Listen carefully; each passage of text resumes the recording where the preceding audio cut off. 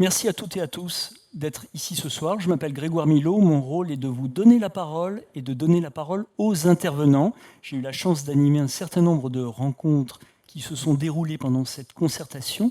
Et je vous laisse, monsieur le maire, la parole pour introduire. On est chez vous, à Athis-Mons. Et donc je vous laisse la parole pour nous accueillir chez vous. Bonsoir à toutes et tous. Merci, merci, Madame la directrice, Monsieur le directeur. Alors, je vais être très bref pour plusieurs raisons, parce que Virginie Papin me l'a demandé déjà. Et c'est pas, ça ne correspond pas à mes habitudes. Non, très bref, parce que j'accueille, certes, nous sommes sur le territoire de la commune d'Athis-Mons, mais nous sommes aussi avant tout dans la maison aéroport de Paris, sur du foncier aéroport de Paris, qui correspond à un quart de la ville d'Athis-Mons. Donc, voilà, on vit ensemble. Et non, je voudrais vous remercier Aéroport de Paris de l'initiative qui a été prise depuis plusieurs mois maintenant. Et je pense que ce que vous êtes et ce que nous sommes ce soir représente bien la démarche, c'est-à-dire qu'un aéroport ne se pose pas n'importe où, comme ça, au milieu de nulle part, et ne vit pas seul en autarcie. Il vit en lien avec les territoires. Il y a beaucoup d'élus présents, le président de l'intercommunalité, les maires des communes voisines. Il y a les habitants qui sont là, collectifs d'associatifs ou habitants qui, à titre individuel, sont venus aujourd'hui et ce soir à cette réunion. Le monde des acteurs économiques, monsieur le président de la CCI de l'Essonne, qui est présent ce soir. Bref, c'est un écosystème très large qui va bien au-delà d'ADP. Et le défi qui nous a été présenté il y a quelques mois maintenant, c'est comment on vit ensemble dans le respect des uns et des autres, parce que quand on est élu local, territoire, on a besoin de l'aéroport pour l'emploi, mais on aimerait bien ne pas avoir les nuisances qui sont liées à l'aéroport. Pour autant, l'un ne va pas sans l'autre. Donc, il faut qu'on vive ensemble et au-delà de la cohabitation, c'est vraiment vivre ensemble dans le respect de tout ce que nous sommes et de ceux que nous représentons. Et je pense que c'est l'exercice difficile qui a été tenté par Aéroport de Paris il y a quelques semaines, quelques mois, qui nous propose une projection pluriannuelle de l'aménagement de l'aéroport. Et en tout cas, je ne sais pas si tout se mettra en place en 2035, on se reverra dans 11 ans ici, mais en tout cas, ça nous permet de définir des caps, des objectifs, et c'est bien là l'essentiel. En tout cas, merci de votre démarche, merci de cette démarche peut-être unique, c'est la première fois que ça arrive au niveau de l'aéroport de Paris, donc voilà, merci à vous. Merci, Jean-Jacques Brousseau. Merci. Merci beaucoup. Je m'appelle Grégoire Milot et donc je suis énormément de concertation. Or, il y a un moment qui, en règle générale, n'est pas bien fait, c'est le bilan. C'est pourtant ce qu'il y a de plus important. Vous avez parlé, beaucoup de choses vous ont été présentées. Là, l'idée, il y a eu vraiment un engagement du groupe ADP de revenir vers vous pour bien vous montrer ce qui a été présenté, ce que vous avez dit et ce qui a été retenu. Et c'est vrai qu'on voilà, on est à ce moment de synthèse qui est évidemment important. C'est un moment de présentation, mais vous pourrez évidemment comment dire, réagir et poser des questions. Ce sera un deuxième temps qu'on aura après la présentation qui va nous être faite. Et puis on va aussi faire un compte-rendu de cette rencontre qui sera intégré dans l'ensemble des bilans, du bilan et des réflexions. Je vais vous laisser, Edouard Arkwright, vous êtes le directeur général exécutif du groupe ADP. Je vais vous laisser la parole. Il faut que je parle plus fort ? Voilà. Eh bien, vous faites bien de me le dire. Parce que, comme toujours, les histoires de sonorisation, c'est bon, là, tout le monde m'entend ? Eh bien, merci de votre remarque. Edouard Arkwright, vous allez un peu nous présenter, nous rappeler les objectifs du groupe ADP dans cette démarche et nous projeter un petit peu dans l'avenir pour nous montrer ce que vous voyez, comment vous ressentez-vous ce projet Orly 2035. Je vous laisse nous présenter le déroulé de cette concertation et ce que vous avez entendu. Bien, merci Grégoire. Bonjour à tous. Monsieur le maire, merci de nous accueillir. Certes, nous ne faisons qu'un quart, donc vous êtes quand même le maire de l'emprise. Et merci de nous accueillir. Merci, monsieur le président, de votre présence. Et merci à tous les élus et à tous ceux d'entre vous d'être là ce soir. Il y a beaucoup d'équipes d'ADP également. Donc ça permettra de répondre à toutes les questions qui seront les vôtres durant cette soirée.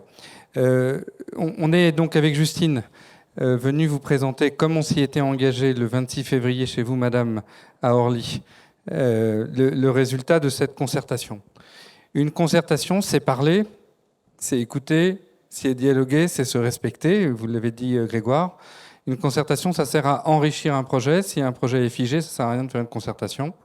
On va essayer de vous démontrer avec Justine dans quelle mesure le projet qu'on vous avez présenté le 26 février prend en compte un certain nombre des propositions ou des préoccupations que nous avons entendues durant l'ensemble de cette concertation. Cet exercice, merci Monsieur le maire de l'avoir rappelé, cet exercice est nouveau pour Orly. Nous l'avions tenté sur un projet arrêté, défunt, enterré, déprécié financièrement, qui était le projet de Terminal 4 à Charles de Gaulle. Et cette concertation, on l'a conçue aussi en tenant compte de nos erreurs. Et je dis erreurs parce que c'était moi qui portais ce projet et cette concertation. Donc les erreurs, c'était de ma faute. Les erreurs que nous avions pu commettre durant cette concertation. Et notamment la principale, et je commence par ça parce que c'est pour vous rappeler l'esprit de la démarche. La principale, c'est qu'on est venu dans la concertation précédente avec un projet ficelé. Et ce qu'on était allé chercher, c'est les réactions à un projet ficelé. Là, on est venu avec un projet ouvert, ouvert dans ses différentes composantes, ouvert dans la manière également d'appréhender le fonctionnement de l'aéroport jusque dans son intimité, ouvert dans les publics qui sont concernés par cette concertation, et notamment les salariés de la plateforme, et pas seulement les riverains avec lesquels nous vivons. Et donc, c'est ce résultat-là que nous allons essayer de vous présenter avec Justine. Cette concertation, elle ne partait pas non plus de rien, puisqu'on pouvait s'appuyer sur deux éléments qui ont fondé le travail qu'on va vous présenter. Le premier, c'était l'ambition qu'avait portée et définie Justine, et Justine nous avait convaincus de l'afficher, qui était l'ambition de zéro émission nette au sol à l'horizon 2030. Et le deuxième, c'était le travail réalisé avec tous les partenaires de la plateforme dans une alliance, l'alliance environnementale, de 44 partenaires de la plateforme, dont un certain nombre sont présents ce soir. Nos grands clients, à commencer par le groupe Air France, nos grands partenaires, notamment sur les métiers de l'inspection filtrage, de la maintenance, tous les sous-traitants. Vous avez à Orly un écosystème de 30 000 personnes, de salariés qui vivent et travaillent sur cet aéroport. Et c'est les entreprises principales de ces salariés qui s'étaient engagés dans cette alliance.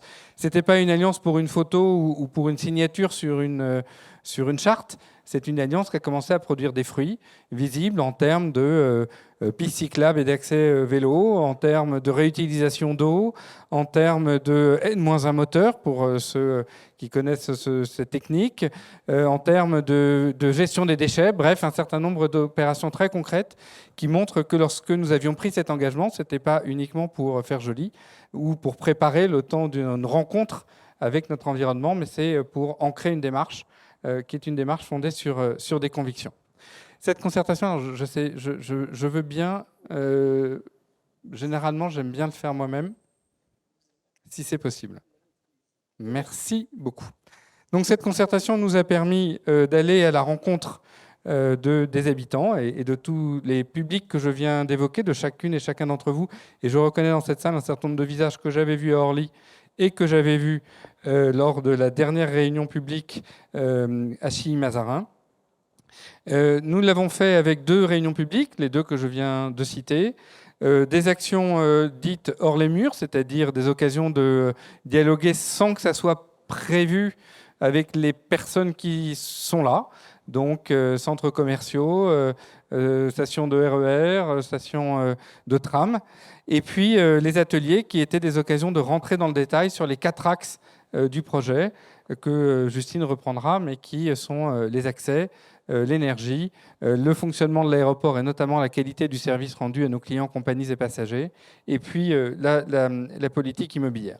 104 communes, donc un périmètre extrêmement important, et un nombre de personnes qui se sont mobilisées à la hauteur de ce que nous souhaitions.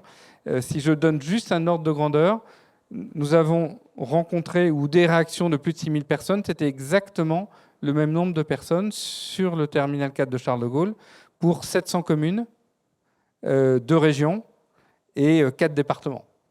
Donc on a eu un retour de la part de vous-même et puis de tous ceux qui ne sont pas dans cette salle qui a été extrêmement intéressant, qu'on a vu dans les participants aux réunions publiques.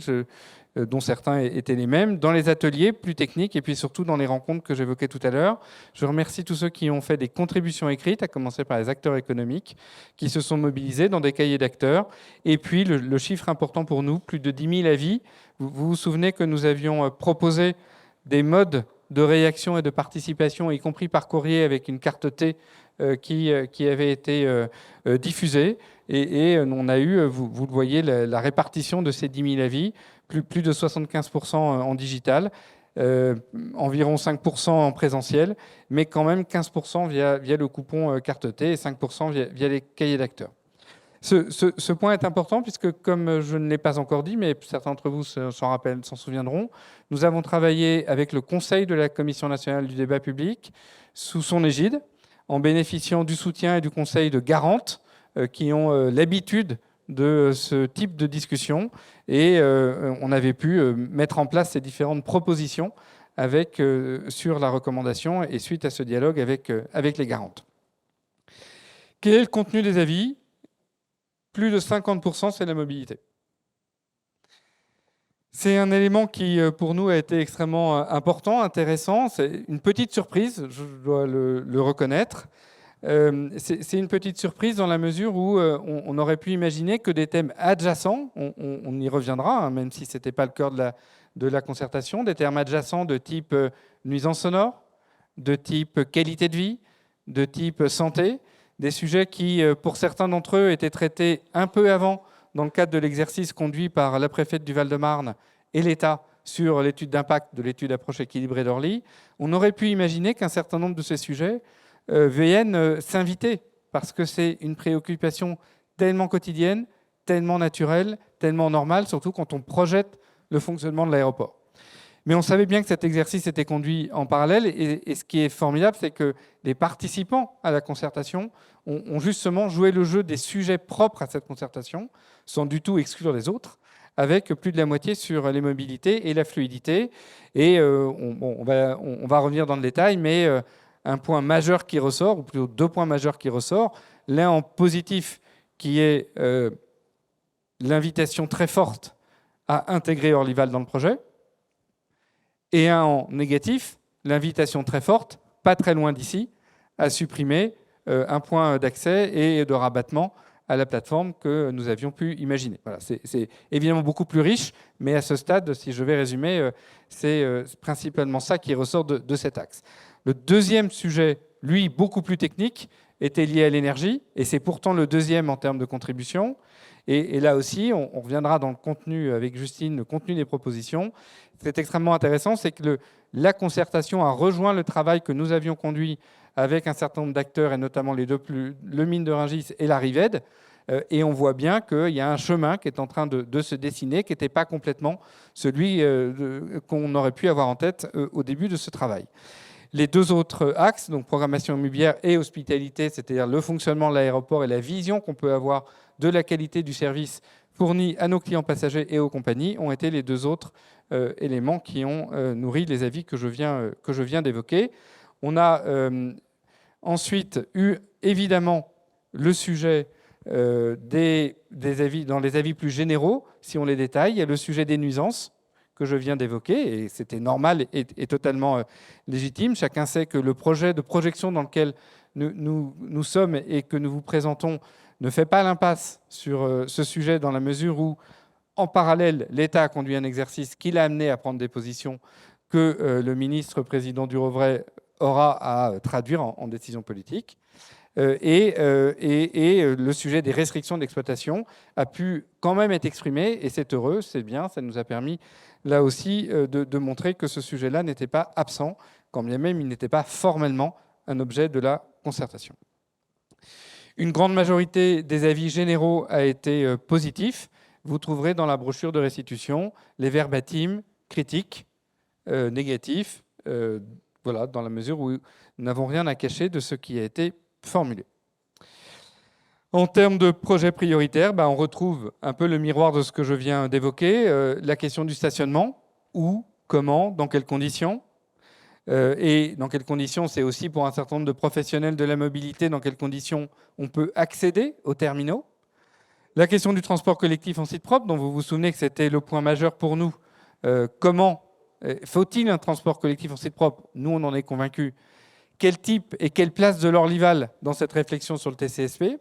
Et du coup, si on met un TCSP, quel impact ça a sur nos linéaires et sur le premier point qui est celui du stationnement et de la place de la voiture dans un aéroport qui a été conçu pour la voiture en entonnoir? Et puis, évidemment, les deux autres sujets que j'ai pu évoquer, les énergies bas carbone et la qualité de service. Voilà de manière extrêmement schématique, une concertation qui est beaucoup plus riche dans ses restitutions et dans ses occasions de rencontre. Ce que je vous propose désormais, c'est que Justine rentre dans le détail de ce que nous retenons axe par axe, les points de travail, les points d'amélioration, ou au contraire d'amélioration par la suppression de certaines parties du projet. Et puis après, j'aurai un petit propos qui terminera cette introduction pour dire comment on voit les prochaines étapes et comment on va essayer de faire vivre cette présentation. Merci beaucoup. Merci beaucoup pour cette présentation et ces retours. Ces retours qui sont liés à votre forte participation. Je vais peut-être appeler Anne-Laure Mathieu et Justine Coutard, puisque vous allez nous présenter voilà, les retours et surtout comment le projet va avancer de Paris-Orly 2035.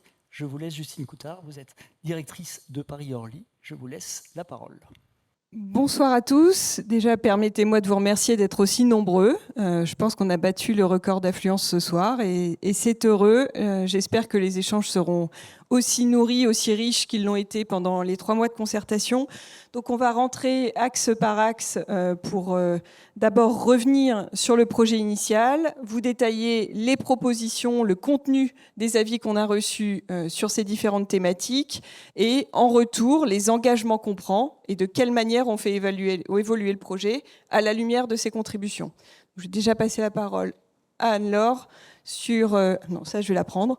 Un petit point général pour vous redonner les prévisions d'activité. Donc ça, c'est un élément qui demeure inchangé par rapport à ce qu'on avait présenté dans le dossier de concertation initial. Donc avec des prévisions d'activité sur lesquelles on avait également souhaité faire la transparence, parce qu'il nous paraissait important de se projeter avec vous sur toutes les dimensions de notre activité et de nos aménagements, et donc de vous expliciter également quelle serait l'évolution de notre activité à l'horizon 2035. Et donc, pour rappel, on prévoit effectivement qu'à cet horizon, il y a une stabilisation du nombre de vols par rapport à 2018. Et donc, on prévoit qu'à l'horizon 2035, on sera à peine au niveau de 230 000 mouvements, qui était celui qu'on avait enregistré avant la crise Covid en 2018. En revanche, on s'attend à une augmentation du nombre de passagers dans notre aéroport, donc une stabilisation du nombre de vols, mais des vols mieux remplis, pour 2 raisons. D'une part, parce qu'avec les avions de dernière génération, on a une offre de sièges qui est un peu plus abondante. Et puis par ailleurs, c'est un effet aussi de la recomposition de notre trafic et le fait que les créneaux sont davantage utilisés aujourd'hui pour du trafic international, européen, que pour du trafic domestique. Et donc tendanciellement, les avions sont plus remplis qu'ils ne l'étaient auparavant, ce qui explique la décorrélation entre ces 2 courbes et le fait qu'on prévoit une augmentation du nombre de passagers dans une proportion de 16% par rapport à 2023. Alors là, on voit les 4 axes qui vont être développés. Donc sur le premier axe, s'agissant des mobilités décarbonées et désaxées, d'abord un retour sur le contenu initial du projet. Je laisse Anne-Laure cette fois-ci. Bonsoir à toutes, bonsoir à tous. Donc moi, j'ai effectivement la charge de vous représenter ce que nous avions présenté en février et ensuite de voir quelles sont les évolutions que nous pouvons apporter à ce projet d'aménagement. Alors, la révolution sur Orly, qui, comme l'a dit Édouard, était prévue pour essentiellement la voiture, c'est que nous allons capitaliser sur la chance que nous avons d'avoir un pôle multimodal avec l'arrivée de la ligne 14 et d'une grande gare routière. Et nous cherchons à avoir plus de fluidité et un report modal maximum vers les transports en commun. Le défaut, malgré tout, de la plateforme, c'est que cette plateforme, une fois qu'on est un salarié et que nous arrivons potentiellement par les transports en commun sur la gare multimodale, eh bien, nous avons des déficits de transport interne pour pouvoir relier nos zones d'emploi. Donc ça, c'était l'un de nos premiers constats. Le deuxième, c'est que nous voulons également qu'un maximum de clients voyageurs puissent venir en transport en commun. Donc pour ce faire, nous avions besoin de créer de la place au contact des terminaux pour faire passer un transport en commun en site propre au sein de l'aéroport pour relier le pôle multimodal, les zones d'emploi et évidemment les terminaux.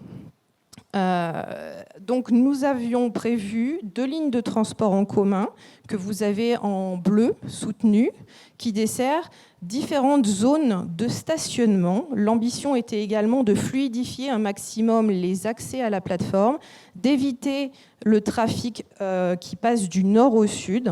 Et donc l'idée était que les gens venant du sud puissent se stationner sur 2 pôles de stationnement au sud, donc les 2 gros P que vous voyez à l'écran. Et puis les gens venant de nord, en revanche, se stationnent sur 2 pôles de stationnement au nord. En supplément, on a beaucoup de salariés en particulier qui habitent dans les environs de l'aéroport.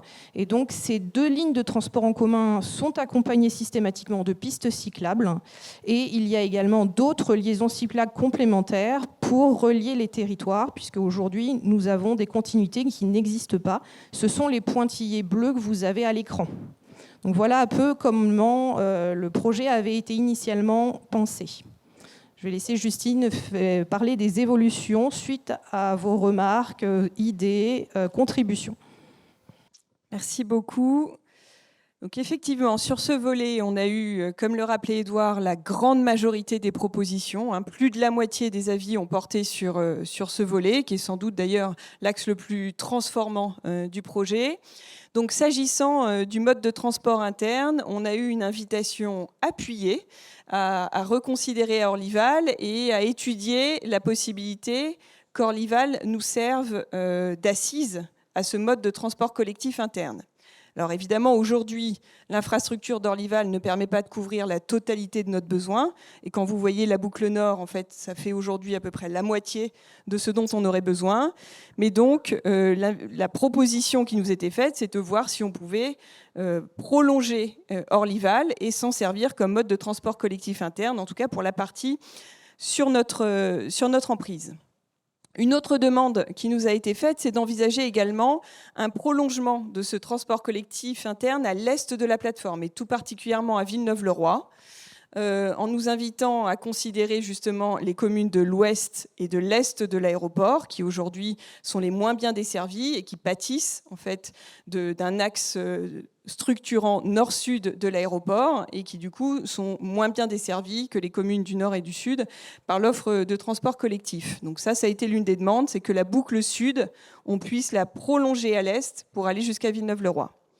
Sur le volet des pôles d'accueil, donc plusieurs remarques pour nous demander de reconsidérer le pôle d'accueil qu'on avait prévu à proximité de la RN7, juste à côté du Concorde, justement avec la crainte que le fait de créer une zone de stationnement dans un emplacement aussi congestionné aujourd'hui surajoute au phénomène d'embouteillage et de congestion routière qu'on a sur cette zone, et donc de voir si ce pôle d'accueil était vraiment indispensable. On nous a également invités à proposer un maximum de services dans ces pôles d'accueil, pour ne pas en faire de simples parkings, des zones d'emport et de dépose minute, mais aussi des lieux où on peut déposer son bagage, enregistrer son bagage de soute et s'en libérer pour la suite du trajet, qu'il puisse y avoir des sanitaires, des commerces, des informations sur les vols, sur les transports en commun, bref, qu'on puisse faire de ces pôles d'accueil de véritables portes d'entrée de l'aéroport. On nous a également demandé de construire une tarification qui soit suffisamment attractive pour limiter le phénomène des parkings sauvages qui a tendance à fleurir un peu partout dans les communes limitrophes. Donc c'est un sujet effectivement dont on est également partie prenante. On a déposé des contentieux aux côtés de plusieurs collectivités pour essayer de lutter contre ce phénomène. Et donc l'invitation nous était faite de bien faire attention à la tarification de ces parkings pour essayer justement de juguler ce phénomène. Sur l'accès au contact du terminal, là les professionnels, taxis et VTC, ont été nombreux à s'exprimer pour demander un maintien de la dépose et de l'emport au contact direct du terminal et de demander que leur activité ne soit pas elle aussi située dans les pôles d'accueil, au large, mais qu'ils puissent continuer de l'accès direct au terminal.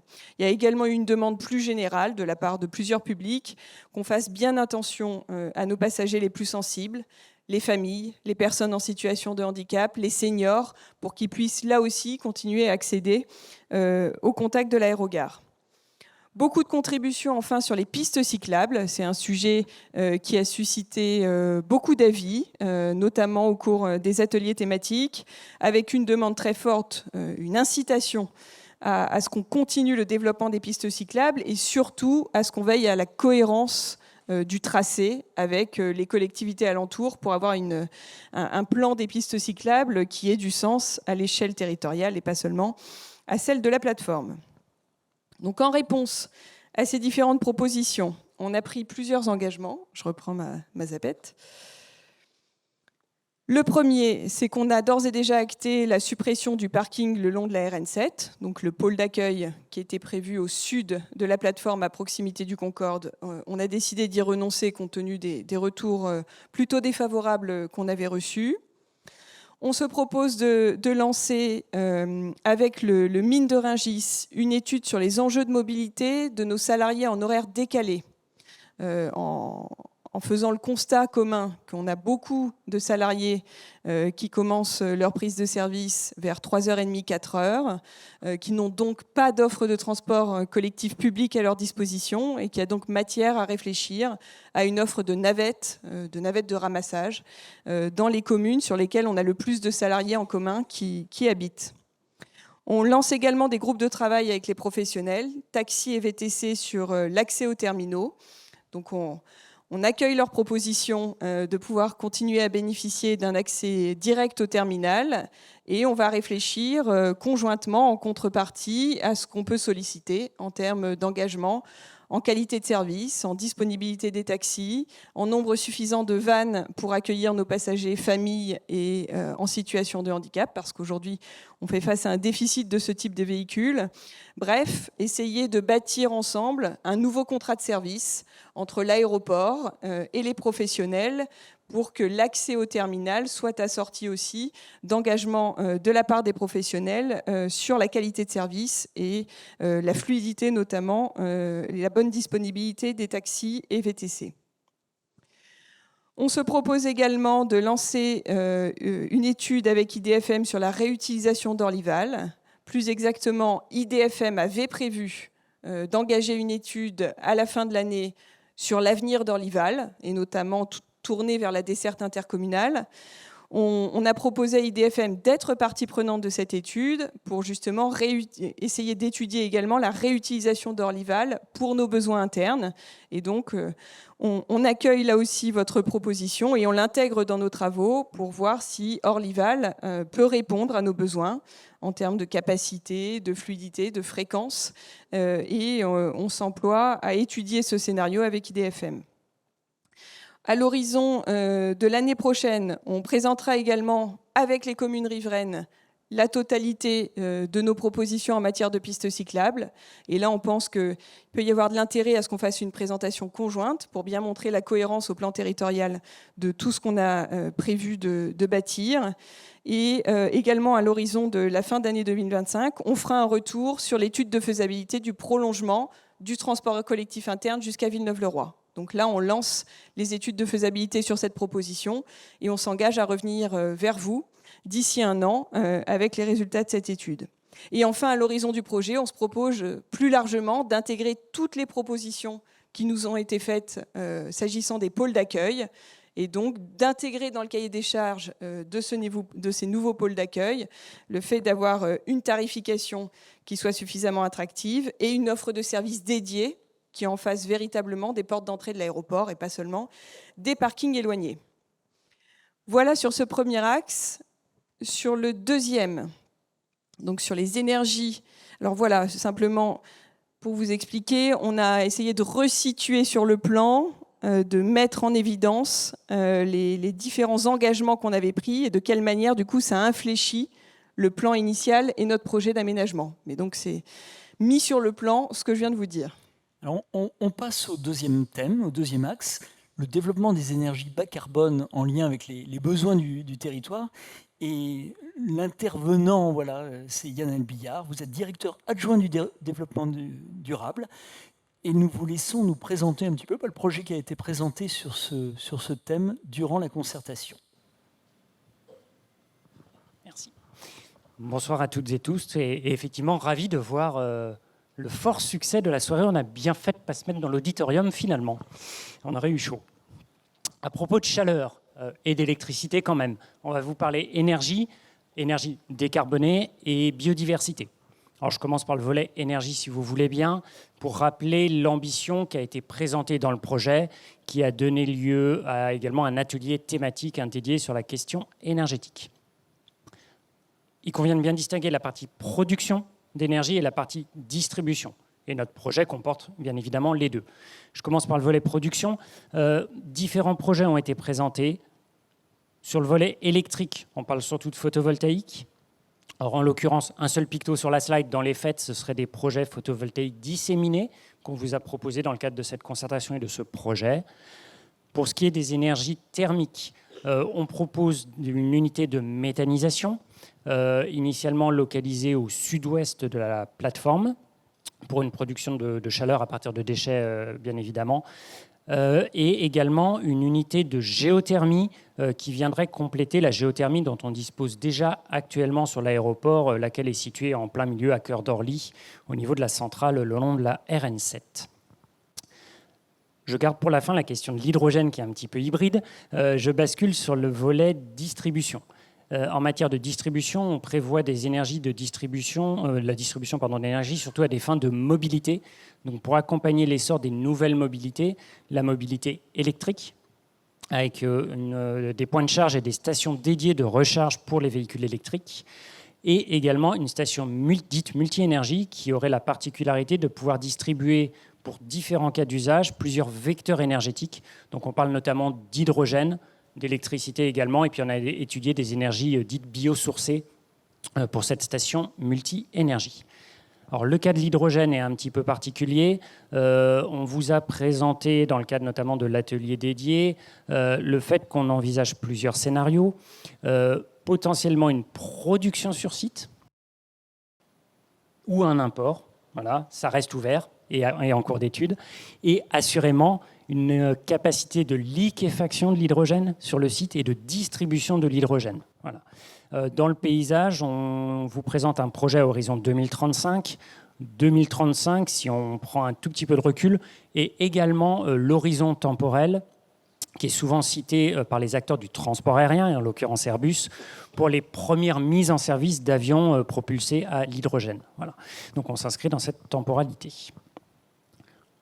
En matière de biodiversité, sur la biodiversité, on porte essentiellement une action phare, qui est de se donner les moyens de préserver ce qui nous est cher et la richesse des prairies aéronautiques, qui constituent un des poumons, on peut presque le dire, en tout cas à l'échelle de l'Île-de-France, on ne va pas raisonner plus loin, mais qui sont des surfaces à préserver absolument, à sanctuariser. On complète sur le volet biodiversité avec un thème adjacent qui est celui de l'eau. Il y a un lien évident entre eau et biodiversité. Et le projet qu'on a porté dans la concertation et qu'on a souhaité enrichir grâce à vos contributions, et comment on allait affiner notre stratégie, c'est un tout petit peu technique, qu'on appelle ZIN, pour zéro imperméabilisation nette, donc de s'assurer qu'on maximise le cycle de l'eau avec un maximum d'eau qui puisse aller directement dans les nappes, recharger les nappes, aller directement dans les parcelles. Et donc il y avait besoin d'affiner avec vous cette stratégie ZIN. Je suppose que tu y reviendras juste après. Et en parlant le mot de conclusion, donc c'était de dire que sur la base, ce qu'on a souhaité, c'est donc outre la stratégie ZIN et la sanctuarisation de la biodiversité, si je reviens sur l'énergie 30 secondes, c'est de dire finalement quel vecteur énergétique, pour quels usages et quels clients. D'où l'importance de parler avec les territoires et les acteurs économiques en sortant de la plateforme pour s'assurer d'adresser bien la question et d'avoir le bon vecteur énergétique pour le bon usage. Merci beaucoup. Alors sur ce volet, quelles sont les propositions qui ont été faites durant la concertation et quels sont les engagements portés par le groupe ADP ? Alors, les principales propositions sur ce volet, qui, je le rappelle, ont été nombreuses, plus de 1000 avis sur un sujet pourtant assez technique. Donc, d'abord, sur le volet géothermie, un appel à bien coordonner l'ensemble des porteurs de projets industriels de fourniture de chaleur. Et donc la concertation nous a aussi servi de ce point de vue de révélateur des projets des autres, et donc d'avoir connaissance de projets qui pouvaient émerger aux alentours, que ce soit d'ailleurs d'autres puits de géothermie ou de la récupération de chaleur fatale issus de projets de data center. Et donc il y a eu plusieurs avis convergents pour nous demander de bien veiller à la cohérence d'ensemble de tous ces projets. Une proposition également de la RATP de pouvoir exploiter un foncier disponible pour y développer la géothermie, en tout cas d'explorer cette hypothèse. S'agissant de la méthanisation, une demande de revoir l'implantation du méthaniseur qui, comme le rappelait Yanaël, était plutôt à ce stade situé du côté de Morangis. Donc revoir cette implantation pour limiter le plus possible les flux routiers et puis également veiller à ce que ce ne soit pas trop proche des habitations. Et puis, de manière générale, beaucoup de propositions, d'expressions d'intérêt, en tout cas pour le partenariat d'écologie industrielle qu'on a signé avec le mine de Rungis. Et plusieurs acteurs économiques nous ont fait part de leur intérêt pour participer à ce type de démarche et explorer avec eux s'il y avait matière à nouer des partenariats de ce type et travailler sur nos intrants, sur nos déchets, pour voir si on pouvait fonctionner en circuit court également avec d'autres acteurs du territoire. S'agissant de la biodiversité, c'est un sujet qui a également beaucoup intéressé. Et donc, on a recueilli des avis visant à aller plus loin encore dans la sanctuarisation de la biodiversité aéroportuaire, de favoriser le plus possible les corridors écologiques et donc d'aller là aussi dans une logique hors les murs et donc d'aller travailler sur la préservation de ces continuités avec les communes environnantes et travailler sur des projets de reboisement, de revégétalisation des espaces. Également un appel à ce qu'on puisse réduire le plus possible les éclairages nocturnes, là aussi pour travailler sur la trame noire et donc veiller à la protection de la biodiversité de ces pollutions lumineuses. En réponse à ces propositions, on a également pris toute une série d'engagements. Le premier, c'est de revoir l'implantation de l'unité de méthanisation, donc en réponse à l'interpellation qui nous était faite sur ce volet, et essayer de trouver une implantation qui soit plus au nord, donc plus à proximité du mine de Rungis, qui est notre partenaire en matière de production de biodéchets, pour limiter le plus possible les flux de camions pour les communes riveraines, et bien évidemment essayer de trouver une implantation qui soit éloignée des habitations pour limiter les nuisances éventuelles pour les habitants.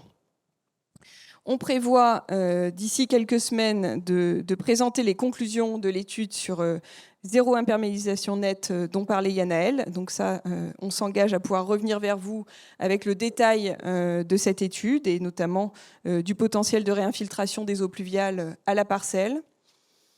À l'horizon de novembre 2024, on se propose de renouveler nos labels Aérobio et Éco-Jardin pour ancrer dans la durée nos démarches de protection de la biodiversité, que ce soit la faune ou la flore.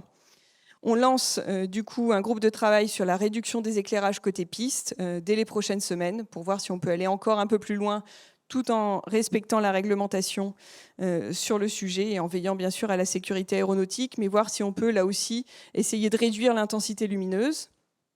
On poursuit nos travaux sur le projet de méthanisation avec la Rived et avec le mine de Rungis. Donc on a déjà réalisé une première étude de préfaisabilité et on se propose de poursuivre avec nos partenaires sur cette lancée. On a signé également avec la Fondation Paris-Saclay un partenariat. On est devenu membre fondateur de la Fondation, ce qui nous permet de pouvoir bénéficier de la première chaire consacrée à la captation carbone dans un milieu aéroportuaire en France. Donc très concrètement, ça signifie qu'on aura des étudiants, des chercheurs qui seront mis à notre disposition pour travailler sur la captation carbone à Orly. Et donc, ça sera évidemment très précieux de pouvoir travailler sur nos cas d'usage, nos besoins, et de les faire travailler très concrètement sur place. Enfin, au premier trimestre 2025, on s'engage à revenir vers tous les partenaires qui ont exprimé leur intérêt, soit pour un partenariat en matière de production d'énergie renouvelable, soit sur un partenariat en matière de biodiversité, et de voir justement ce qu'on peut enclencher ensemble. Et enfin, on se propose de pérenniser la journée annuelle de la biodiversité le 22 mai. On avait organisé une manifestation ici même avec beaucoup de scolaires, beaucoup d'associations, qui avait été un beau succès. Et donc, on se propose de renouveler l'événement tous les ans. Voilà sur cet axe 2. Eh bien, merci. On peut voir peut-être sur la slide suivante l'organisation géographique justement des différents projets que vous avez présentés. Alors on va passer au troisième thème, celui de, vous l'avez cité tout à l'heure, de l'amélioration de l'hospitalité et la qualité de service de l'aéroport. Et Nathalie Chailly, vous êtes directrice du process passager de Paris-Orly. Nous vous laissons nous présenter ce qui a été présenté durant la concertation. Merci. Bonsoir à tous. Alors, j'ai effectivement le plaisir de rappeler le point de départ de cette concertation sur un axe majeur pour le groupe ADP et plus généralement pour un aéroport. Évidemment, pour nous, donc, ce qui va être central, c'est l'expérience de nos passagers, c'est effectivement la fluidité sur nos parcours. Et pour ça, le projet, en fait, se propose d'améliorer cette qualité de service avec des infrastructures et notamment une salle d'embarquement, donc, que vous voyez sur le plan, assuré, qui fait la continuité d'Orly 2, qui aujourd'hui est en fait le barycentre de notre activité, où principalement nos passagers en fait ont un passage quasi obligé. L'idée, c'est d'aller proposer une salle d'embarquement qui permette à des points de stationnement au large d'être effectivement rejoints par une passerelle. Et donc, les passagers n'auront plus à utiliser un bus pour se rendre à leur avion, mais utiliser cette infrastructure. Avec la mise en place de cet aménagement, on se propose d'aller encore plus loin, donc pour proposer des parcours inclusifs et donc des aménagements qui vont permettre aux personnes en situation de handicap d'avoir des installations dédiées. On se parle notamment de salles de change, donc ce sont des salles qui sont mises en place sur les parcours pour des personnes avec des handicaps lourds et qui peuvent effectivement avoir en toute intimité des infrastructures dédiées. On se parle aussi de quiet room ou salle de repos, salle de détente. Donc là, on vise plutôt en fait des passagers qui ont effectivement des difficultés sensorielles et qui, après des étapes complexes sur leur parcours, ont besoin de repos et d'avoir un espace qui effectivement les apaise. Donc l'ensemble de ces éléments ont été partagés à la concertation et dans ce projet, nous avions aussi proposer des aménagements sur nos postes avions, donc en particulier les postes déjà existants au large que nous transformons au contact, pour qu'ils soient en capacité d'accueillir tous les engins de piste qui soient décarbonés. Et là, on vient également travailler sur un autre axe de cette concertation qui est la décarbonation et effectivement cet objectif de zéro net en 2030. Voilà. Merci beaucoup. Quelles propositions, quels engagements?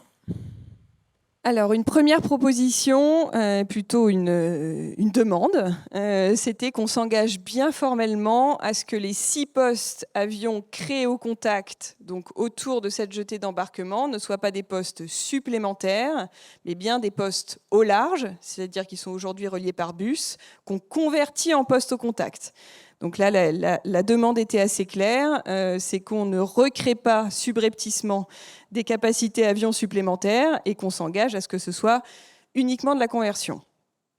Par ailleurs, on a eu beaucoup d'avis favorables sur ce volet, avec toutefois l'expression quand même d'un besoin d'amélioration des parcours dès aujourd'hui. Et donc on a eu beaucoup de propositions en ce sens, que ce soit sur les temps d'attente, sur la fluidité des parcours, sur l'engorgement de certaines salles d'embarquement, notamment la salle Orly 1B qui a la caractéristique d'être très exiguë, et puis aussi sur la diversité de l'offre de restauration. Et puis un axe très structurant qui est ressorti à l'occasion de nos échanges, c'est la demande de disposer de davantage d'équipements, d'infrastructures, de services pour les familles, et notamment pour les enfants en bas âge, en tirant les conséquences du fait qu'on a une clientèle qui est de plus en plus familiale. On est un aéroport qui est de plus en plus orienté vers du trafic loisir, donc avec beaucoup de passagers qui voyagent en famille, et qu'il faut donc qu'on en tire les conséquences aussi sur nos parcours, sur nos infrastructures et sur nos équipements. Et enfin, une demande, là aussi, d'aller encore plus loin en termes d'hospitalité pour tous les passagers qui nécessitent une attention particulière, qu'il s'agisse des personnes en situation de handicap ou des seniors. Sur ce volet également, on a pris une série d'engagements. Le premier, d'ores et déjà acté, c'est qu'on réaffirme le fait que les 6 postes avions sont bien transférés au contact, qu'il n'y a pas de recréation de postes avions à cette occasion.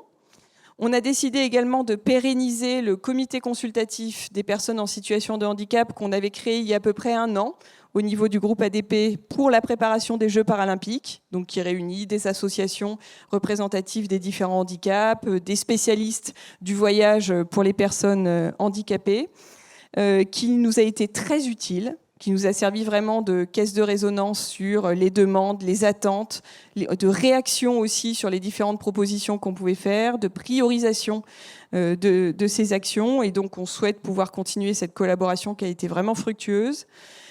On propose du coup de prendre la balle au bond et de lancer rapidement, dès ce mois-ci, une réflexion sur un plan famille pour avoir vraiment des espaces, des équipements, des services dédiés aux familles et renforcer cette offre à Orly. Et enfin, on a également décidé de bien mettre en exergue tous les projets de réaménagement, de rénovation qu'on va faire à l'intérieur des murs au cours des prochaines années. Donc sans attendre la nouvelle salle d'embarquement, tous les réaménagements qu'on va faire, donc avec 2 réflexions qui sont lancées dès ce mois-ci également, l'une sur l'élargissement de la salle d'embarquement d'Orly 1B, qui est aujourd'hui vraiment la plus contrainte, une autre sur le réagencement de la zone d'enregistrement d'Orly 3. La zone publique d'Orly 3 est elle aussi souvent assez encombrée pendant notamment le pic de l'été.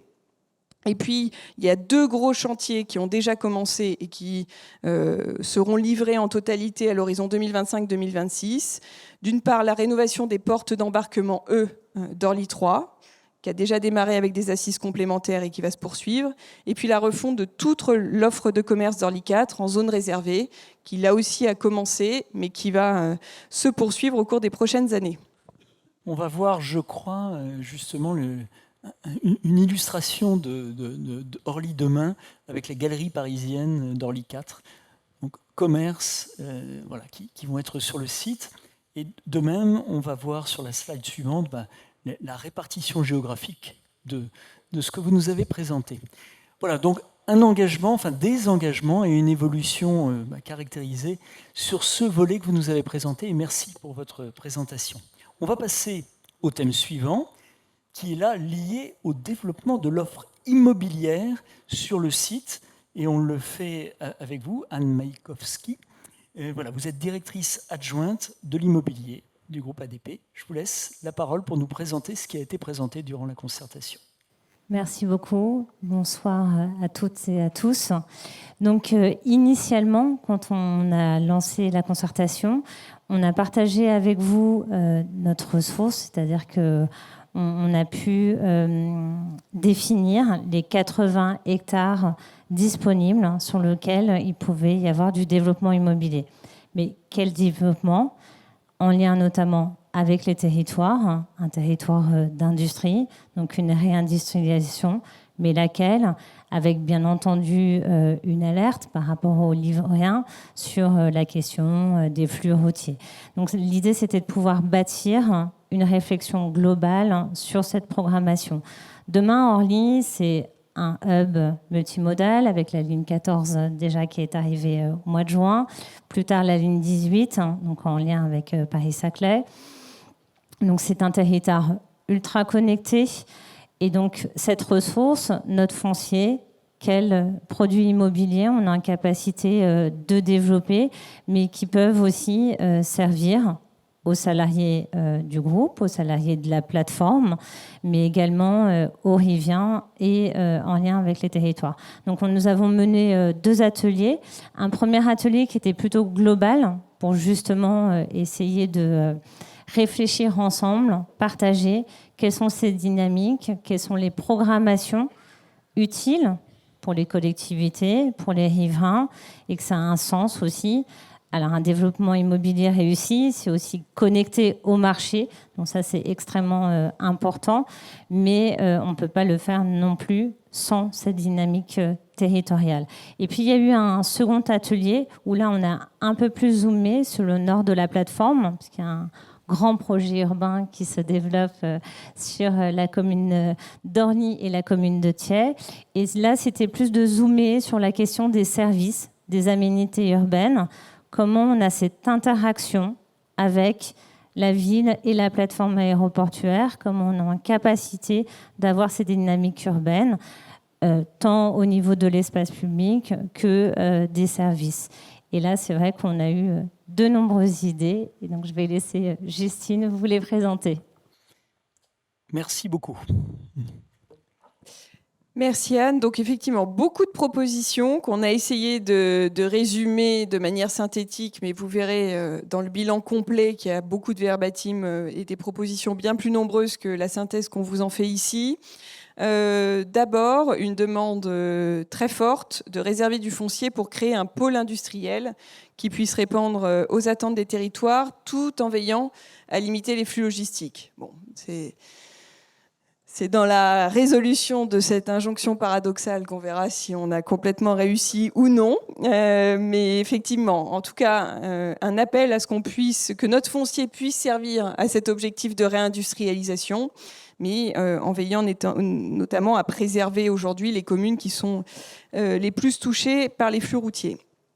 Également, la demande de mettre en place un nouvel outil de formation, notamment de formation professionnelle qui bénéficie aux différents acteurs de la plateforme et en lien avec les filières de développement et les territoires là aussi. Alors, beaucoup de demandes effectivement sur une offre de services élargie. Donc, parmi les propositions qui ont surgi, il y a des salles de sport, des espaces verts accessibles aux riverains, des crèches, des maisons de santé. Bref, beaucoup de demandes de services, notamment pour le quartier au nord de la plateforme qu'évoquait Anne. Et puis, de manière plus transversale, beaucoup d'avis en faveur d'un développement immobilier qui soit exemplaire sur le plan environnemental comme sur le plan sociétal. Donc, une invitation là aussi à avoir un rôle de démonstrateur des meilleurs standards en matière de construction. On a pris beaucoup d'engagements sur ce volet également. Le premier, c'est que pour chaque projet immobilier, on veille à ce qu'il y ait un espace végétalisé sur la passerelle et donc intégrer cette logique de végétalisation dès la conception du projet. On se propose également de lancer le projet de création d'un CFA, des métiers de l'aéroportuaire, à Orly, et qui puisse répondre non seulement à nos besoins, groupe ADP, mais aussi et surtout aux besoins de nos partenaires, compagnies, prestataires d'accueil, d'assistance en escale, de sûreté, d'accompagnement des personnes en situation de handicap. Donc c'est un projet sur lequel on est en train de travailler, et tout particulièrement avec la Faculté des métiers de l'Essonne, qui est déjà l'un de nos partenaires en matière d'apprentissage, et avec lequel on est en train de mener cette réflexion de manière très active. Il a également été décidé d'inscrire le site Grand Cœur d'Orly comme site clé en main France 2030.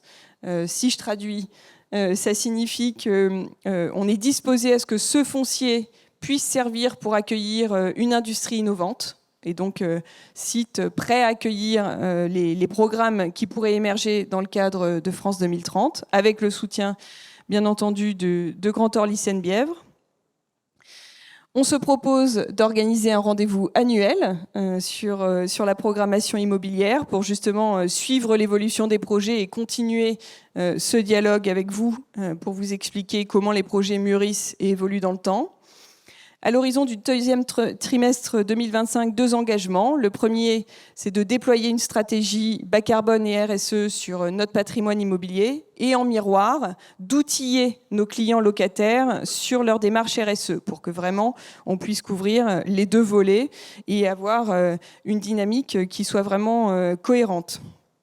Et enfin, à l'horizon de la fin d'année 2025, donc dans un an, on prévoit d'obtenir le label Biodiversity, qui là aussi est un engagement en matière de préservation de la biodiversité, et puis de développer un programme qu'on a appelé Hospitalité hors les murs, autour du quartier de Cœur d'Orly, là où aujourd'hui on a à la fois une zone hôtelière et tertiaire, pour avoir des aménagements urbains autour de ce quartier avec de la végétalisation et des équipements pour là aussi humaniser, urbaniser les immeubles qu'on a construits.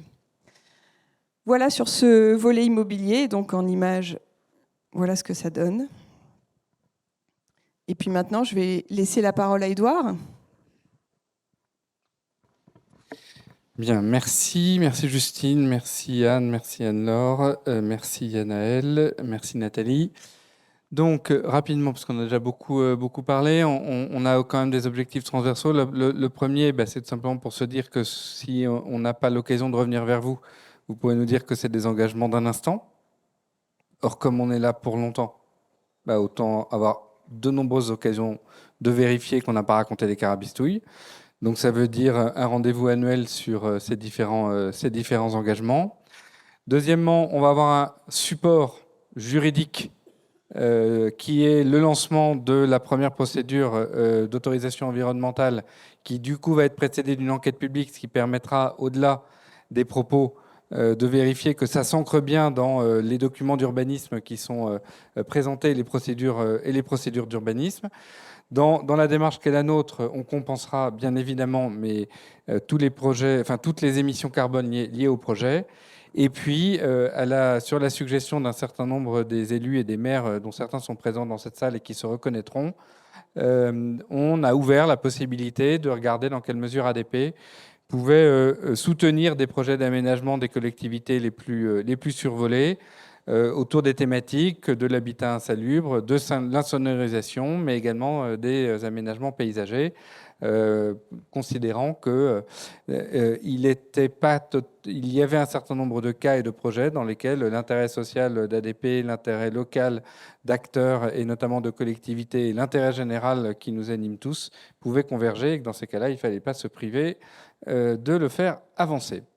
Voilà, on a été extrêmement rapide. Juste, si vous me permettez, Grégoire, juste pour dire que si un jour les historiens de l'aéronautique prennent les documents présentés dans nos premières projections stratégiques, les documents de nos comités d'engagement, les documents présentés à la concertation le 26 février et ceux qui sortent d'aujourd'hui, ils verront l'évolution d'un projet.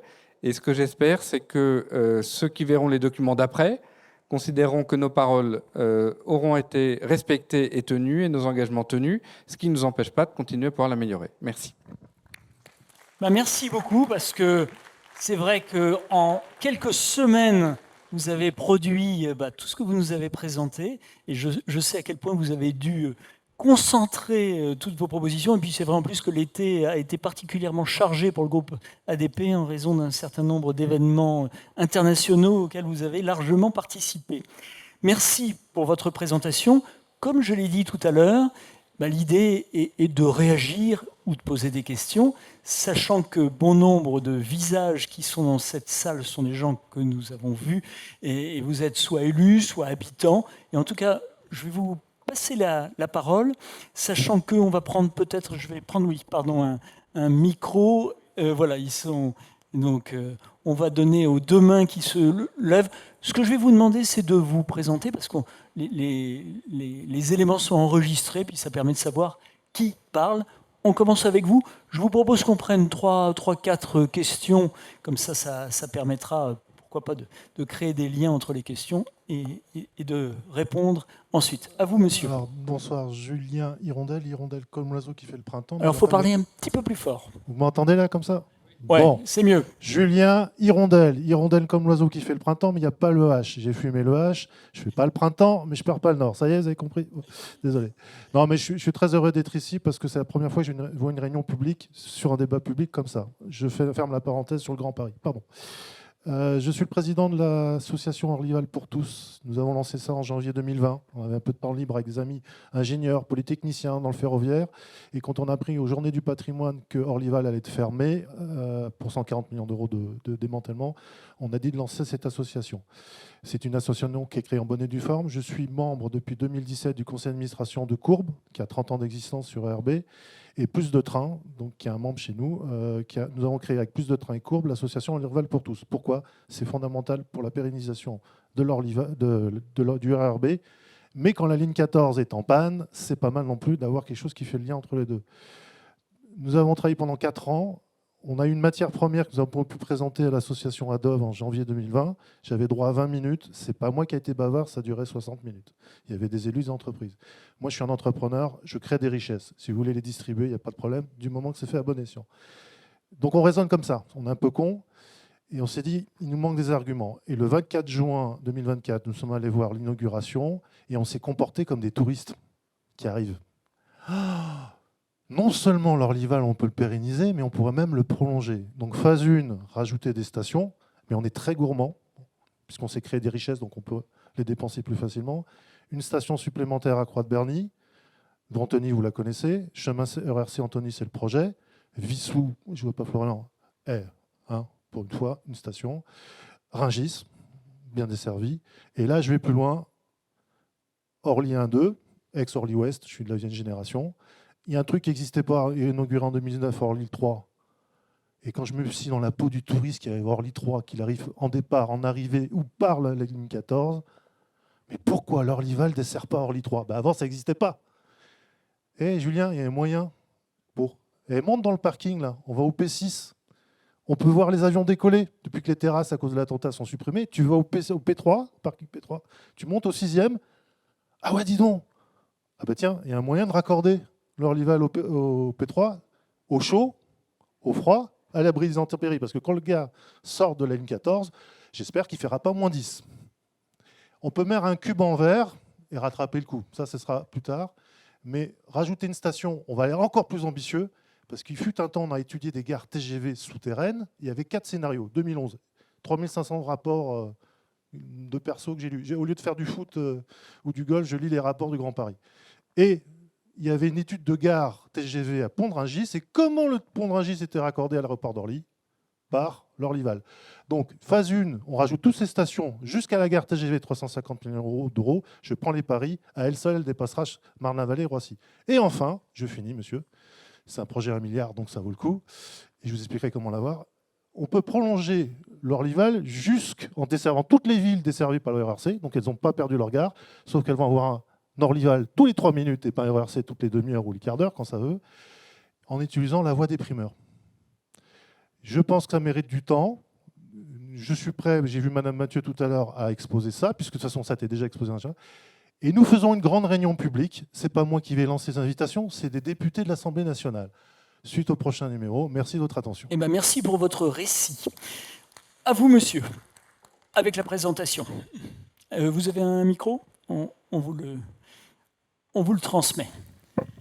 Bonjour à tous, Jean-Luc Touly, conseiller municipal de Vissou d'opposition. Alors, un petit peu plus fort pour... Alors, là où vous entendez mieux, donc ouais, Jean-Luc Touly, conseiller municipal d'opposition de la ville de Vissou et membre du collectif associatif Montjean.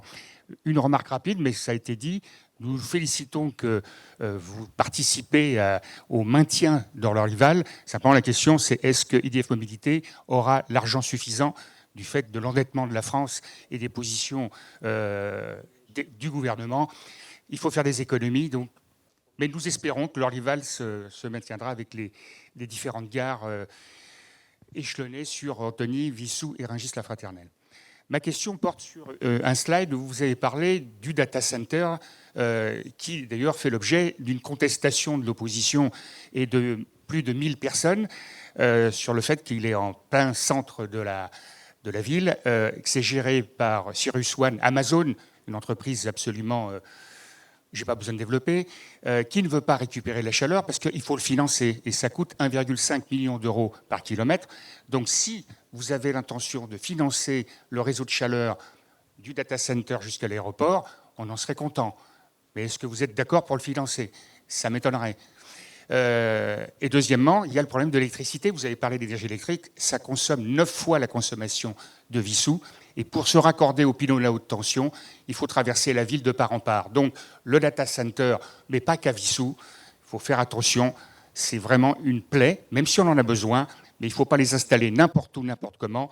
Et un député, Jérôme Diedge, et un sénateur, Cambon, nous aident dans cette démarche face, malheureusement, à l'inertie ou à l'incurie du maire de Vissou.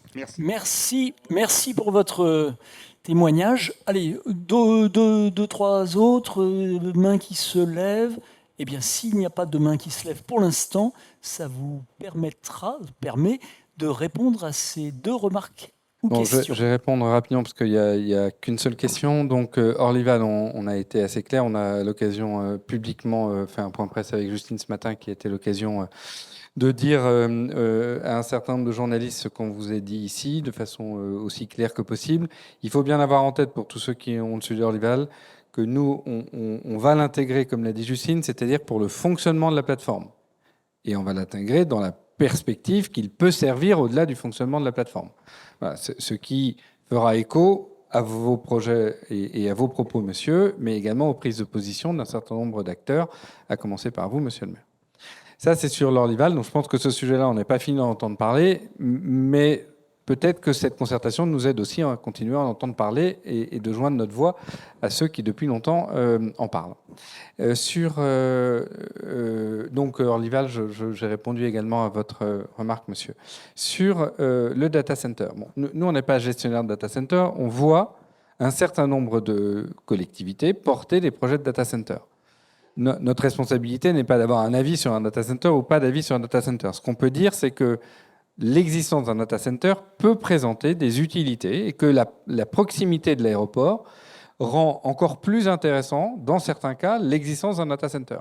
Et je ne le dis pas à Vissou, je le dis d'abord à Dugny.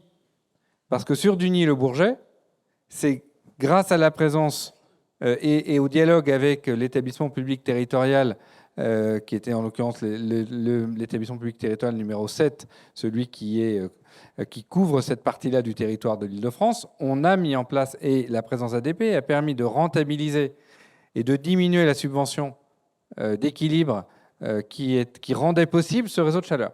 Je ne dis pas qu'on va le faire. Ce que je veux dire, c'est que ça le rend possible. Et ça fait de cet équipement un élément qui peut contribuer positivement à notre stratégie énergétique, notre stratégie de diminution de notre empreinte carbone et globalement d'efficacité énergétique. Et c'est vrai que ce type de projet, pour nous, présente cet intérêt et ces concertations nous permettent de les remettre au bon niveau. Et si à la fin, ça nous permet de diminuer le besoin d'argent public pour faire un réseau de chaleur, voire de le réduire à zéro, et de proposer ce type d'équipement, écoutez, on sera heureux de l'avoir fait. Voilà, je ne prends pas d'engagement, mais ce qui est certain, c'est que ça permet de le faire. Ce que je sais, c'est que si jamais on n'avait pas ce genre de discussion, on ne le ferait pas. Voilà. Merci. Alors, il y a des habitués des réunions publiques qui ont vu ce numéro. Et donc, si vous souhaitez poser des questions, comme ça a été le cas par écrit, parce que prendre la parole en public, ce n'est pas toujours évident, vous pouvez envoyer des textos à ce numéro. Alors, quelques questions qui sont arrivées. Vous avez présenté, Édouard Rockreit, tout le déroulé de la concertation. Il y a des cahiers d'acteurs que vous avez cités. L'idée, c'est quels sont justement ceux qui ont rédigé, qui ont contribué via les cahiers d'acteurs. Ça, je vous donne les trois questions.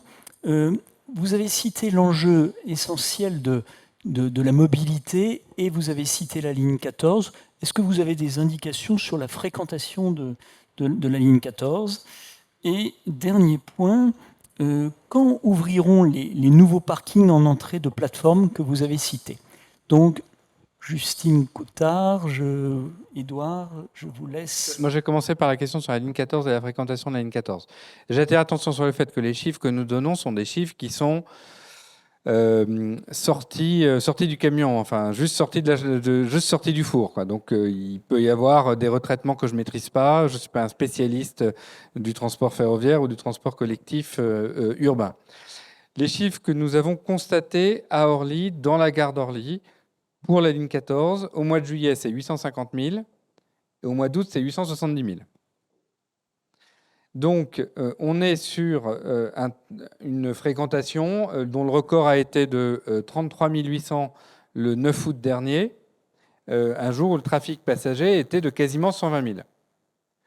Donc, on ne va pas faire le pourcentage parce qu'il n'est pas pertinent. Évidemment, tous les utilisateurs de la ligne 14 n'étaient pas des passagers, mais ça permet d'appréhender la puissance de ce que représente l'arrivée de la ligne 14 et de commencer à appréhender la puissance de ce que représentera la ligne 18, notamment pour les salariés, dès lors qu'elle rentrera en fonctionnement, et également la puissance du potentiel, si c'est possible, de prolongation de la ligne 14, ce qui est un sujet dont on n'a pas parlé, mais qui est revenu et qui revient à de nombreuses reprises.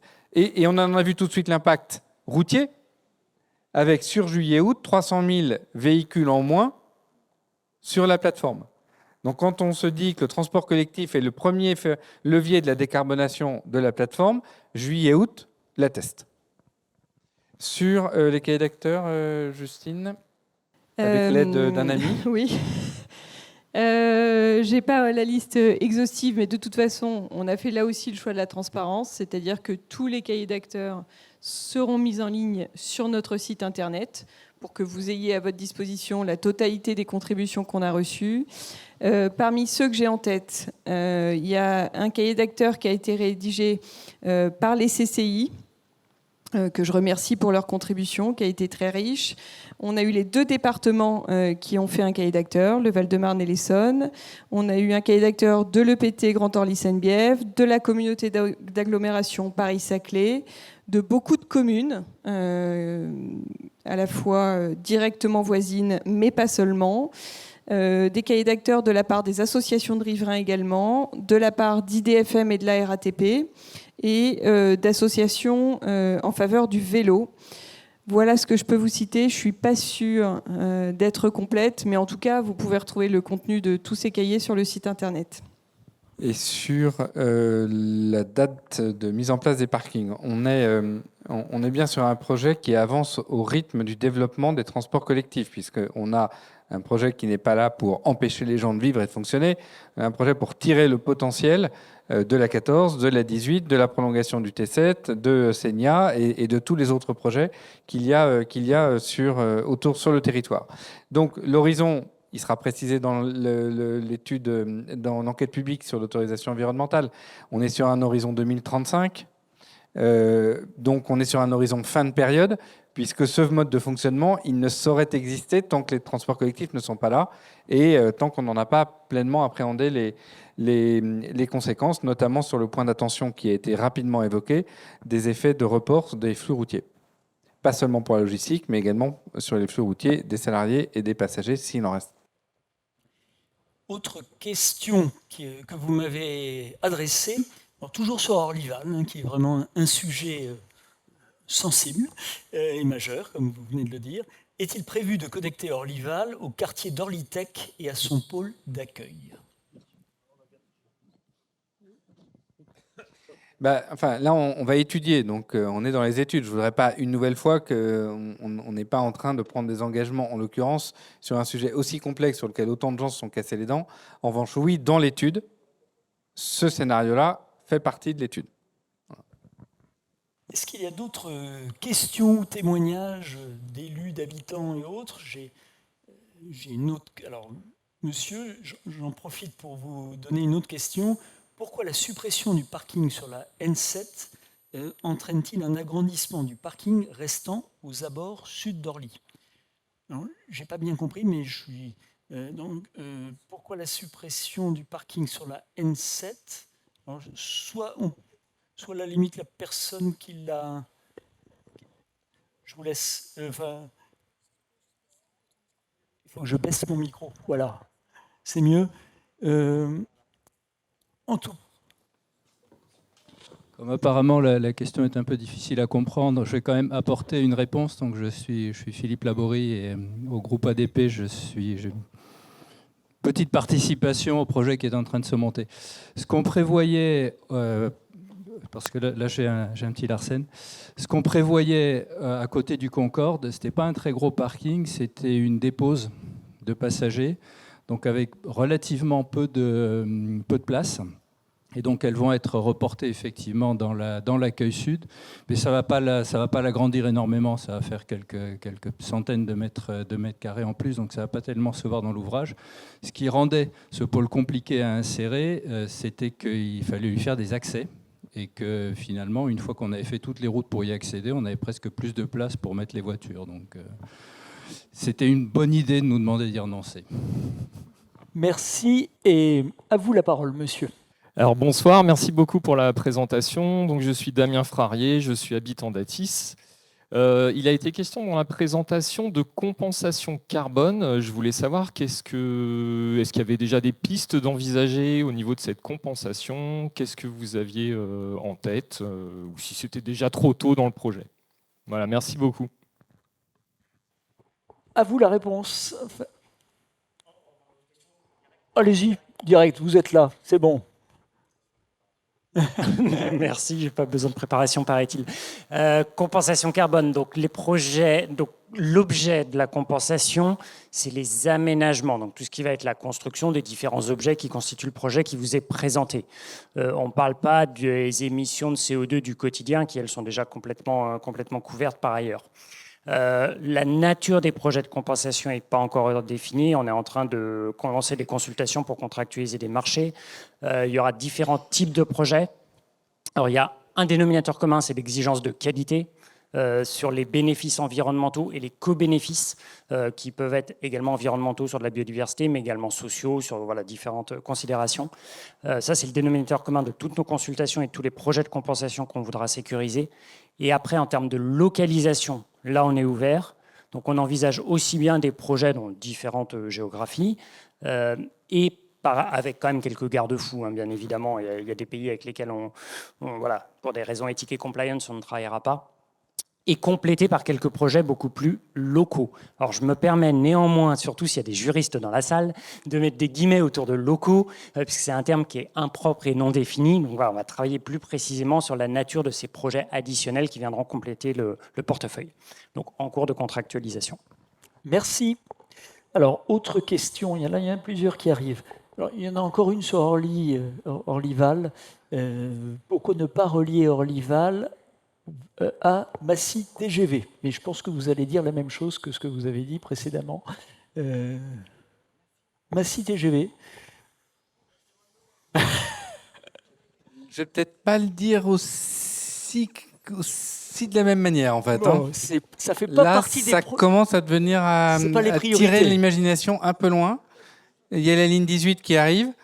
Honnêtement, je ne suis pas certain que ça soit une bonne idée de prime abord. Voilà, c'est une réaction spontanée. Eh bien, merci d'y avoir répondu. Autre question, ça arrive bien. Bonsoir, peut-on imaginer un jour de pouvoir se rendre à Orly au départ de Morangis sans avoir à prendre 2 lignes de bus et une ligne de tram, sans voiture? Donc, je vois que la mobilité, qui est ressortie comme l'un des principaux thèmes des débats... Madame la maire, la réponse s'appelle la 14. Voilà, alors, j'ai pas dit sans voiture. Sans voiture? Oui, sans voiture. Oui, mais bon, enfin, voilà, je pense qu'il y a un certain nombre de voix qui s'élèvent depuis quelque temps pour dire la 14 s'arrêter à Orly, c'est regrettable. Et donc, cette question est une illustration de plus qu'il y a un besoin. Voilà, et que si on a un axe nord-sud, c'est pour qu'il se aille au sud. C'est pas pour qu'il s'arrête au milieu. Moi, je voulais dire d'ailleurs un point important sur une concertation de ce type, c'est que beaucoup de choses qui ont été dites ne dépendent pas de vous. Mais en revanche, c'est vrai aussi que justement tout ce qui a été dit est transmis à vos partenaires publics avec lesquels vous travaillez. Et vous avez rappelé, Édouard Arkwright, à quel point vous étiez impliqué dans bon nombre de projets qui ne dépendaient pas de vous, mais que vous accompagniez de par vos réflexions ou accompagnements. Non, mais sur ce point-là est important, et merci de le rappeler, mais si on passe son temps à dire c'est pas nous, il ne faut pas s'étonner qu'après, il y a un sentiment d'impuissance publique. Donc notre responsabilité comme intégrateur de cette plateforme, aux côtés de tous ceux qui sont là, c'est justement d'après de se retourner vers les uns et les autres. Et si jamais le fait de se retourner ne suffit pas, de râler, d'être vocaux, voilà, d'essayer de faire avancer des projets parce qu'à la fin, on est convaincu de leur utilité. Justine. Et d'ailleurs, comme me le rappelle très justement Anne-Laure, on voit IDFM dans 2 jours pour travailler sur notamment la réutilisation d'Orlyval, mais c'est aussi l'occasion de se faire l'écho des différentes propositions et suggestions qu'on a reçues. Une question, une inquiétude. Il y a une question, une inquiétude. Oui, monsieur le maire. C'est pas une question, c'est une proposition. Puisque vous voyez IDFM dans 2 jours, pardon. Dans 2 minutes. C'est mon souhait. Et voilà Valérie Pécresse. Et je pense que Nathalie Hayet, la maire de Paris-Vieille-Poste, pourrait se joindre à moi, suggérer l'heure tout simplement d'accélérer la mise en œuvre d'une tarification cohérente pour la ligne 14 au sud pour les non-détenteurs de Navigo qui doivent payer plus de 11 € aujourd'hui et 13 € le 1er janvier. Voilà, on nous dit qu'il y a un délai incompressible de plusieurs mois, ce qui est parfaitement incompréhensible. On vient de livrer une magnifique ligne de métro à Orly. J'espère demain jusqu'à Morangis-Paray. Et voilà, personne ne comprend aujourd'hui qu'on ne puisse pas utiliser cette ligne de métro. En tout cas, c'est prohibitif, le coût est prohibitif et dissuasif. Et qu'on ne serait pas à 850 000 aujourd'hui, on serait plus d'1 million chaque mois. Eh ben merci et ce sera relayé. On l'a dit à la presse ce matin avec Justine, puisque moi je l'avais entendu et à Orly et à Chilly-Mazarin. Voilà, on l'a dit à Laurent Props, on l'a dit à Île-de-France Mobilité dans toutes ses composantes, on va continuer à le dire. On est totalement convaincus. Hein. Une inquiétude qui est arrivée. Est-ce que Paris-Orly ne va pas devenir un aéroport low cost ? Et je continue. À l'image des aéroports de Venise, Barcelone ou Rome, au risque de parier sur un trafic qui n'a plus de justification éco-responsable. C'est un peu dur pour nos collègues européens, une balle perdue au passage. Alors, un aéroport qui accueille des compagnies low cost n'est pas un aéroport low cost. D'ailleurs, les compagnies pourront vous le dire, je pense. Pour plusieurs raisons. Effectivement, il y a une recomposition de notre trafic qui est indéniable, notamment avec le départ d'Air France et la reprise des créneaux par la filiale du groupe Air France Transavia. Et donc aujourd'hui, on a effectivement une large partie de notre activité qui est opérée par des compagnies dites low cost. Donc Transavia, Vueling, EasyJet, qui sont désormais les premières compagnies de la plateforme. Pour autant, ce sont des passagers qui ne sont pas low cost et qui ont besoin et qui ont des exigences, des attentes qui sont au même niveau que les autres passagers. Et donc il n'y a pas de raison qu'il y ait un service qui soit dégradé par rapport à celui qu'on offrirait dans d'autres aéroports. Donc c'est absolument pas notre philosophie. Je peux vous garantir que les passagers sont tout aussi exigeants, quelle que soit la compagnie avec laquelle ils volent. Et puis plus largement, il faut quand même observer qu'aujourd'hui, les politiques des compagnies aériennes ont tendance à se rapprocher, que la frontière entre low cost et legacy a de moins en moins de sens. Il y a des politiques clients des compagnies aériennes qui ont leurs spécificités et je pense que ça a de moins en moins de sens de raisonner avec cette fracture entre d'un côté les low cost et de l'autre les legacy. Nous, on s'emploie en tout cas à accueillir nos passagers de la meilleure des manières, quelle que soit la compagnie avec laquelle ils volent. Donc, de notre côté, en tout cas, pas d'inquiétude. Je voudrais peut-être élargir le propos en disant que le projet qu'on vous présente et dont on discute depuis des mois, c'est un projet qui porte une ambition pour Orly et pour cet aéroport. Il aurait été possible d'avoir un projet différent, qui est peut-être celui qui est en filigrane, non pas des balles perdues pour Barcelone et Venise, sur lequel il y a probablement marqué surtourisme, mais qui est en fait un projet dans lequel on aurait fait vieillir cet aéroport. On aurait considéré que la 14 et la 18 se suffisaient à elles-mêmes et que, vu les perspectives d'évolution du trafic que je viens d'évoquer, on n'a pas intérêt à investir dans cet aéroport. Voilà. Le choix que nous portons, le choix que porte le groupe ADP, le choix que porte l'équipe que vous avez devant vous, c'est un choix d'une ambition pour Orly, dans lequel on considère qu'un aéroport comme Orly a des atouts absolument formidables pour être pleinement intégré dans son écosystème territorial avec les solutions de l'époque, pour reprendre une phrase de Michel Leprêtre. Un aéroport qui est capable d'être un vecteur et un porte-parole de ce que notre industrie peut se décarboner, mais dont la présence peut également avoir des effets positifs sur la qualité de vie de ceux qui y habitent. Et en plus, nous devons maîtriser les nuisances. Et c'est cette ambition-là qu'on porte. Ce projet-là, il représente des centaines de millions d'euros d'investissement pour le groupe ADP. Il est possible d'avoir un autre projet dans lequel on n'investit pas autant. Voilà. Donc la meilleure réponse à cette crainte, c'est finalement l'ambition sous-jacente à ce projet. Merci pour ces précisions. Alors, il y a un point que vous avez traité au début de votre intervention tout à l'heure. Avez-vous pu mettre en lumière des solutions pour réduire les nuisances sonores ? Vous avez rappelé que c'était un thème évidemment important pour vous. Et je vous laisse intervenir sur ce thème. Non, mais là-dessus, l'état du débat est assez clair. On a eu un exercice communautaire qui s'appelle l'étude d'impact sur l'étude d'approche équilibrée, qui identifie les leviers qui permettent d'atteindre un objectif de bruit prédéfini. On peut discuter de l'objectif de bruit prédéfini. Il y a des enceintes pour le faire. L'étude d'impact et les travaux ont été conduits par la préfète du Val-de-Marne. Elle a abouti à un certain nombre de scénarios, 3 pour ne pas les nommer, dans lequel l'État en a préféré un, qu'il a soumis, il a traduit dans un projet d'arrêté qu'il a soumis à enquête publique. Donc, d'un point de vue très technique, l'état où on en est aujourd'hui, c'est que se passe-t-il, alors qu'un certain nombre d'acteurs ont émis des commentaires, voire pour certains des critiques. Que se passe-t-il sur ce projet d'arrêté? Est-ce que ce projet d'arrêté va au bout? Est-ce que ce projet d'arrêté va au bout, mais qu'il peut être associé de mesures de nature à renforcer le dispositif, ou est-ce qu'il faut recommencer à zéro? Voilà. Cette décision simple, elle est sur le bureau de François Durovray. Donc nous, on n'a pas d'autre réponse que celle-ci. Et ce qui est certain, c'est que on est là pour faire en sorte que cet aéroport fonctionne dans le cadre que nous proposera l'État et que nous propose les pouvoirs publics. Et c'est bien dans ce cadre-là qu'on a inscrit ce projet. Et si jamais je peux avoir un propos personnel, je pense qu'il est de l'intérêt collectif que la réponse à cette question ne tarde pas. Et peut-être en complément et pour rebondir sur la question précédente, je tiens aussi à souligner que pour réduire le bruit, il y a un levier qui est celui du renouvellement des flottes, et qu'en ce domaine, on observe que les compagnies low cost investissent tout aussi vite, voire plus vite que les compagnies legacy pour le renouvellement de leur flotte. Donc ça fait partie des investissements massifs qu'elles consentent à la fois pour la décarbonation et pour la réduction du bruit.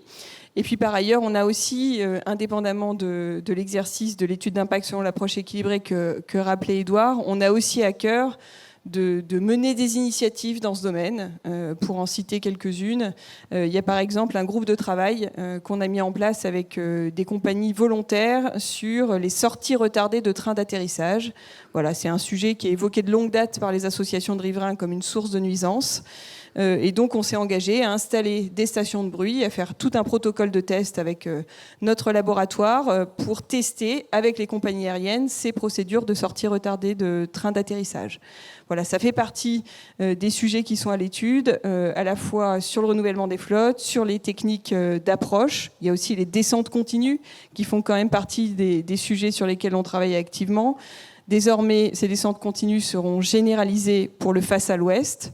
On espère bientôt que les travaux seront lancés pour la généralisation des descentes continues face à l'est par nos amis de la DGAC. Donc, indépendamment de cet exercice qui a cristallisé beaucoup de débats, beaucoup d'échanges, il y a aussi des initiatives qu'on poursuit au long cours pour essayer le plus possible de réduire le bruit.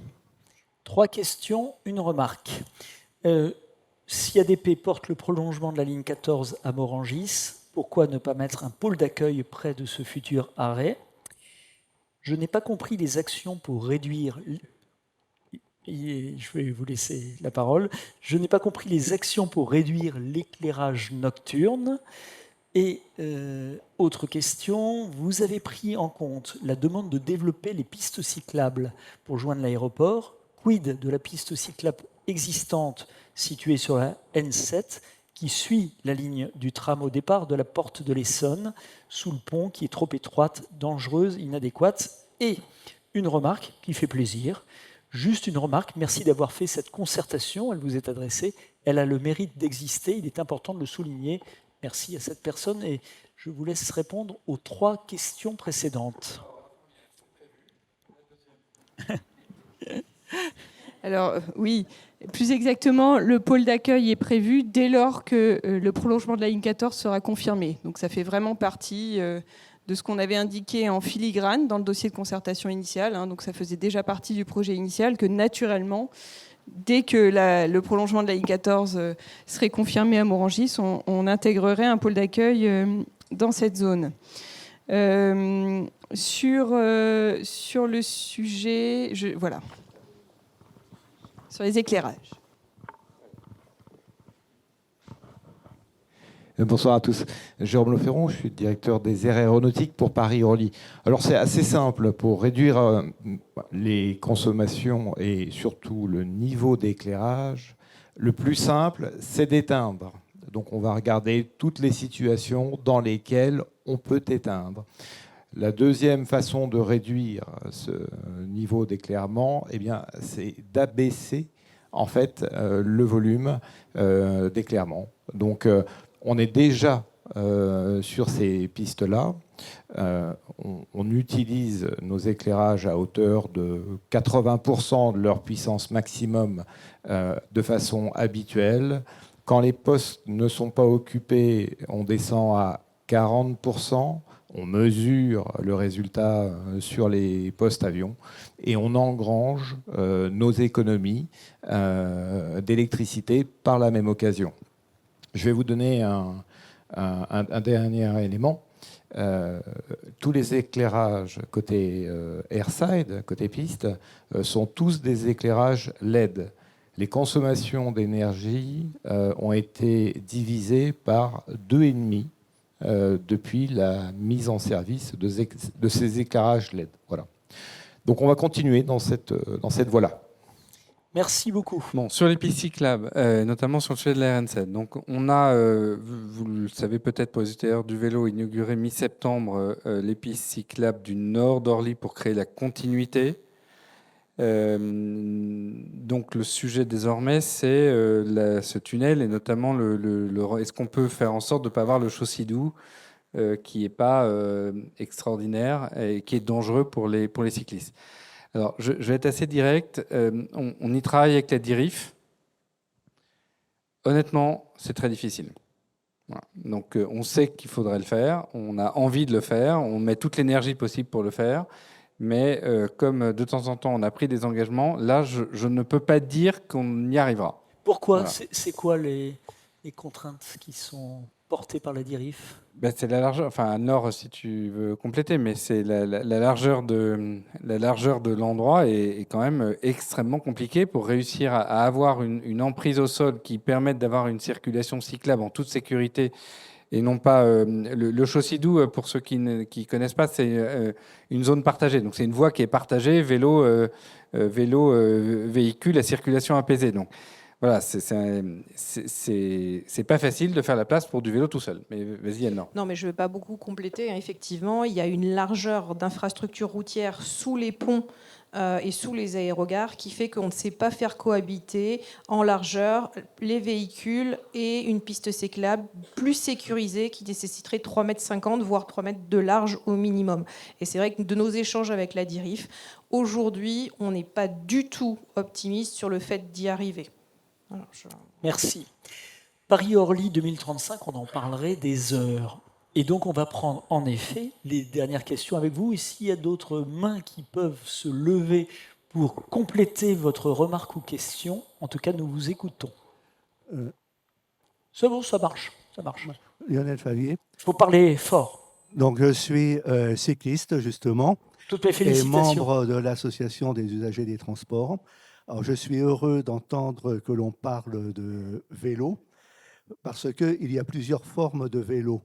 On a parlé de raccorder le réseau cyclable et circulation douce avec les communes environnantes, ce qui est déjà un point très positif, car il y a certainement beaucoup de personnes travaillant à proximité qui pourraient venir à vélo.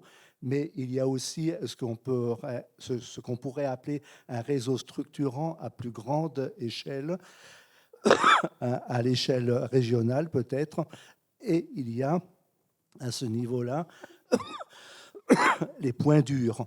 Les points durs, et pour pouvoir faire face à ces points durs, il faut qu'il y ait il faut qu'il y ait des moyens importants qui soient mis en œuvre. Donc peut-être que ça se ferait à l'échelle régionale pour permettre, je pense, à l'un des plus importants points durs, qui est la traversée de la Belle Épine, pour venir sur Orly. Parce que moi, j'habite à côté de la Défense. Et à la Défense, il y avait un point très dur, qui est le pont de Neuilly. On nous disait toujours, on ne peut pas On ne peut rien faire sur le pont de Neuilly. Il faudrait faire une passerelle supplémentaire au-dessus du pont de Neuilly. Il y a le Covid qui est arrivé. On a réservé une voie sur le pont de Neuilly pour les cyclistes. Et ça marche parfaitement bien. Et grâce au Covid, on a eu en peu de temps ce que, sur des années, on nous disait que ça n'était pas possible de faire. Et à La Défense, ils viennent de réaliser précisément une voie cycliste souterraine, la voie des bâtisseurs, dans l'une des voies souterraines, sous l'esplanade. Donc, il y a des choses que l'on peut faire, mais cela nécessite des moyens. Et je pense que ça pourrait aussi être à l'échelle régionale. Et puis, dernière petite question, est-ce qu'il y a aussi des parkings publics cyclistes qui sont prévus sur l'aéroport, sur la plateforme aéroportuaire? Parce que quand on arrive avec son vélo, on ne peut le laisser nulle part. Alors, les points durs, on les traite, notamment on a traqué les points de flux de véhicules, et y compris sur la RN7, on réfléchit à des solutions de l'ordre de celles que vous avez évoquées. S'agissant des places de stationnement, on en a d'ici la fin de l'année 228 qui sont prévues, dont 150 qui sont libres, et 74 en consigne fermée, dont 2 pour les vélos cargo, et je crois 24 pour les vélos assistance électrique. Donc c'est un début, mais et puis on a également les services associés, et c'est ce qui est couvert par la labellisation employeur ProVélo qui a été mentionnée tout à l'heure et à laquelle nous travaillons comme 5 autres aéroports en France. Et les Vélib, c'est vrai que nous avons une discussion avec un certain nombre d'acteurs, dont certains sont dans cette salle, pour voir dans quelle mesure on pourrait, à l'occasion de l'extension des programmes Vélib, raccrocher et avoir des stations. On réfléchit sur 5 stations Vélib sur la plateforme. C'est un dialogue que nous avons avec les maires de communes qui se reconnaîtront. Bien, on arrive un petit peu à la fin de nos échanges. J'ai une question. Est-ce qu'il y en a d'autres dans la salle? De toute façon, il y aura un petit verre que vous nous proposez qui est aussi l'occasion d'échanger. Madame, la dernière remarque ou question. On vous passe le micro qui arrive tout de suite. Bonsoir. Question. Bonsoir, merci. Non, c'est à la fois des remerciements et peut-être une question en finale. Je suis Brigitte Vermillier, le maire de Morangis. Et effectivement, on a beaucoup parlé de notre commune. Donc, d'une part, je voulais remercier l'organisation de cette réunion de restitution, saluer visiblement un certain nombre de demandes de la commune de Morangis ont été entendues, notamment la localisation du méthaniseur. Merci d'avoir réaffirmé aussi l'intérêt de l'aéroport concernant le prolongement de la ligne 14 à Morangis. C'est effectivement une aberration de se dire qu'il y a eu un travail formidable réalisé sous les pistes pour amener des voitures vides qui repartent vides, alors que grâce aux études portées par l'EPT notamment, ce sont des milliers de voyageurs qui pourraient être au départ de la station Morangis Paray-Vieille-Poste. Je ne vais pas m'attribuer la ligne, chère amie Nathalie, maire de Paray-Vieille-Poste. Voilà, c'est un non-sens, c'est une aberration. On espère que le bon sens reviendra et les fonds avec. Nous espérons que le président Durovray au département de l'Essonne et maintenant ministre du Transport, qui connaît bien le sujet, nous accompagnera. En tout cas, là, je voulais vous remercier parce que vous avez ouvert de belles portes d'espoir et c'est important pour nous. Donc on continue en tout cas notre combat. Morangis n'a pas l'intention de rester au bord du quai, que ce soit la 14 ou la 18. Merci à vous. Merci Madame la maire. Je vous laisse... je vous donne... Merci Madame la maire. Je pense que sur ce sujet-là, on a formulé notre point de vue, donc je n'ai pas grand-chose à retirer à vos propos. Alors, dernière 2 questions encore. Une qui est arrivée par mail, c'est bonsoir, c'est plus une recommandation. Pour la piste cyclable sous Orly 4, je vous propose de mettre en place un éclairage de meilleure qualité et un contrôle efficace de la vitesse des véhicules motorisés. Ce serait déjà un mieux pour les cyclistes qui sont largement représentés ce soir.